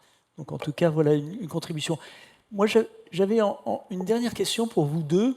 Voilà, une concertation, c'est quelque chose qui est très prenant. Vous avez été très impliqués et je peux dire aussi que c'est très rare de voir l'implication sur le terrain de la direction du groupe ADP qui était à de nombreuses reprises voilà, sur tous les points hors les murs, au contact avec les habitants. Je voulais savoir l'un et l'autre quel était un peu un souvenir, une image que vous avez de la concertation que vous avez menée. Et c'est une question qui n'était pas prévue. Donc, Justine, vous qui avez été très largement sur le terrain à expliquer vraiment de A jusqu'à Z ce qu'était un aéroport et comment il fonctionnait et comment il pouvait se développer, quelles sont un petit peu les réactions que vous avez eues sur cette très forte présence que vous avez eue sur le terrain? Alors effectivement, c'était intense. J'ai fait le décompte, je dois en être à ma 60e réunion sur le projet de concertation, donc c'est du temps, mais c'est aussi beaucoup de retours positifs et peut-être une image, un souvenir. Je pense à monsieur qui a participé à l'intégralité de nos réunions, de nos ateliers thématiques. Donc nous, c'est normal, c'est notre projet, c'est quand même c'est notre métier aussi de faire ça et d'être à la manœuvre. Et moi, vraiment, ce qui m'a touchée pendant cette concertation, c'est qu'il y ait des gens comme vous, monsieur, qui prennent du temps sur leur soirée. Parfois, les réunions, les ateliers thématiques, ça pouvait durer 2 heures, 3 heures, qui participent à l'intégralité de ces échanges, qui formulent des propositions, qui rentrent dans le projet pour bien le connaître et pour pouvoir le faire évoluer toujours avec des propositions constructives. Donc, moi, je voulais rendre hommage à vous. Et puis, je sais que vous êtes plusieurs, certains que je n'ai pas forcément repérés dans la salle, qui ont été fidèles et qui ont vraiment participé à tous ces événements et qui nous ont fait un cadeau inestimable par leur présence et puis par leur participation active. Donc, moi, c'est sans doute l'image que je retiendrai. C'est qu'on a réussi à susciter l'intérêt des gens et surtout qu'on a pu bénéficier du temps et de la réflexion qu'ils voulaient bien nous consacrer. Donc merci pour tout ça. Merci. Édouard? Moi, je voudrais juste terminer cette réunion en évoquant un souvenir. Et un souvenir personnel. Alors, pardon du caractère personnel. En fin octobre 2012, donc il y a 12 ans aujourd'hui, j'écoutais sur France Info Pierre Graff et Franck Mered présenter le projet de ce qu'allait devenir Orly 3. Voilà. Jamais j'aurais imaginé, 12 ans après, d'être dans cette salle avec toi, Justine, et avec toute la chouette équipe d'ADP pour projeter à nouveau Orly à l'horizon 2035 dans des conditions qui me paraissent refléter le propos du maire d'Athis-Mons en introduction. Un aéroport n'est pas hors sol, il est ancré dans un territoire. Un aéroport ne travaille pas seul, c'est un environnement multipartenarial. Un aéroport, ce ne sont pas que des avions, c'est des hommes et des femmes, c'est fait de chair et d'os et c'est une communauté aéroportuaire. Et ADP a cette chance de ne pas être un concessionnaire, ce qui veut dire que nous sommes là pour toujours. Donc lorsqu'on prend un engagement, eh bien, il y aura l'éternité pour nous le rappeler. Merci beaucoup. Merci beaucoup. Merci à toutes et à tous pour votre participation et le groupe ADP vous propose de prendre un verre pour, pourquoi pas, continuer ces échanges. Merci.